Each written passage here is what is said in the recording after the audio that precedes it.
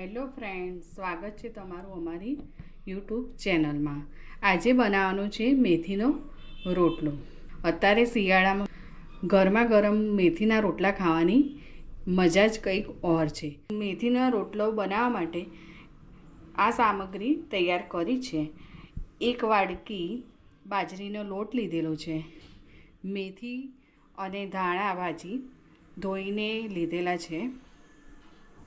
2 ચમચી તેલ, લીલું લસણ, લીલા મરચાં અને સૂકું લસણ એમ મેં અધગચરું વાટીને લીધેલું છે।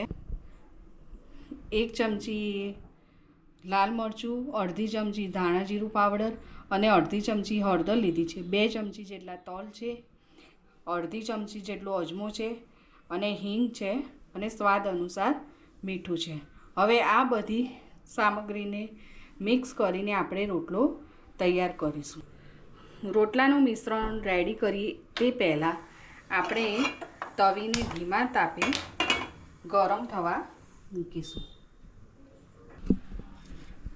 પહેલાં બાજરીનો લોટ લઈશું। અત્યારે મારે એક જ રોટલો બનાવવાનો છે, એ પ્રમાણે મેં બધો મસાલો તૈયાર કરીશ।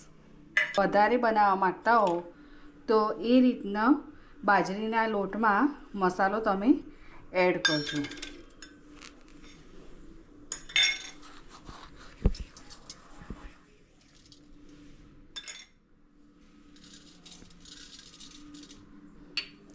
હિંગ ઓપ્શનલ છે।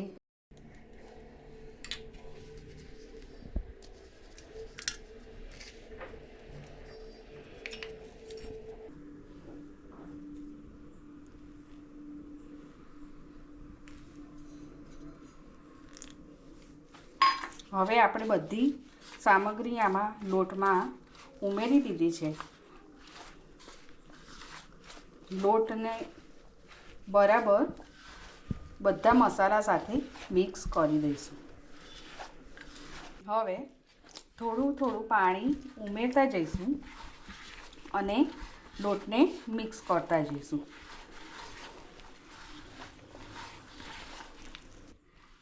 આવી રીતે હાથની મદદથી મસળવાથી રોટલો આપણો પોચો બને છે।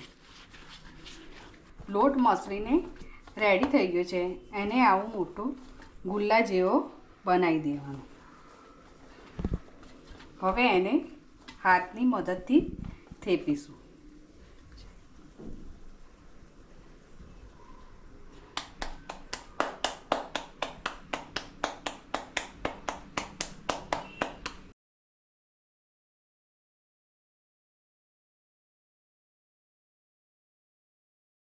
બહુ કઠણ લોટ હશે તો તમારો રોટલો બનશે નહીં, અને બહુ ઢીલો પણ હશે તો પણ રોટલો બનશે નહીં। એટલે વચ્ચે મીડિયમ તમારે લોટ રાખવાનો, જેનાથી રોટલો બની શકે।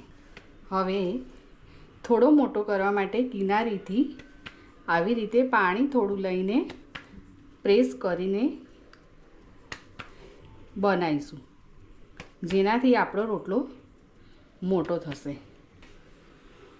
અને તમને એવું લાગતું હોય કે આપણી કિનારી ફાટી છે તો સહેજ પાણી લઈને આવી રીતે જોઈન્ટ કરી શકીશું।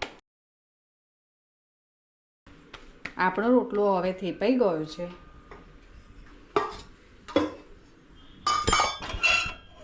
તવીમાં થોડું તેલ એડ કરીશું। એક હાથ થોડો ભીનો કરીને આવી રીતે રોટલો ધીમે મૂકી દઈશું। હવે ગેસની ફ્લેમ થોડી જ વધારીશું, બહુ ફાસ્ટ નહીં અને બહુ ધીમું પણ નહીં।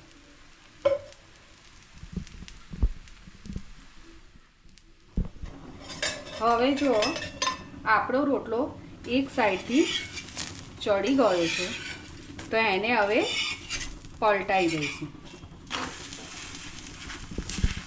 આવી રીતે એક સાઈડ થઈ ગઈ છે, હવે બીજી સાઈડ થવા દઈશું। ચારે બાજુ થોડું થોડું તેલ ઉમેરીશું।